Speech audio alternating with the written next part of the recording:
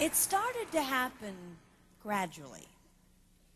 I would walk into a room and say something, and no one would notice. I would say, "Turn the TV down, please," and nothing would happen. So I would get louder. "Turn the TV down, please." Finally, I would have to go over and turn the TV down myself. And then I started to notice it elsewhere. My husband and I had been at a party for about 3 hours, and I was ready to go. I looked over, and he was talking to a friend from work, and I walked over, and he kept right on talking. He didn't even turn toward me. That's when I started to put it together. He can't see me. I'm invisible. I'm invisible. Then I started to notice it more and more. I would walk my son to school, and his teacher would say, "Jake, who's that with you?" And my son would say, "Nobody." Granted, he's just 5, but nobody? One night, a group of us gathered, and we were celebrating the return of a friend from England. Janice had just taken this fabulous trip, and she was going on and on about the hotels she stayed in. And I was sitting there looking around at the other women at the table.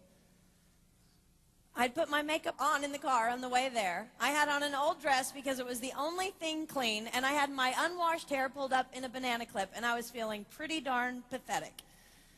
And then Janice turned to me, and she said, "I brought you this." It was a book on the great cathedrals of Europe. I didn't understand. And then I read her inscription. She wrote, "With admiration for the greatness of what you are building when no one sees." You can't name the names of the people who built the great cathedrals. Over and over again, looking at these mammoth works, you scan down to find the names, and it says, "Builder, unknown, unknown, unknown." They completed things not knowing that anyone would notice. There's a story about one of the builders who was carving a tiny bird inside a beam that would be covered over by a roof. And someone came up to him and said, "Why are you spending so much time on something no one will ever see?" And it's reported that the builder replied, "Because God sees." They trusted that God saw everything. They gave their whole lives for a work, a mammoth work they would never see finished. They showed up day after day. Some of these cathedrals took over 100 years to build. That was more than one working man's lifetime. Day after day.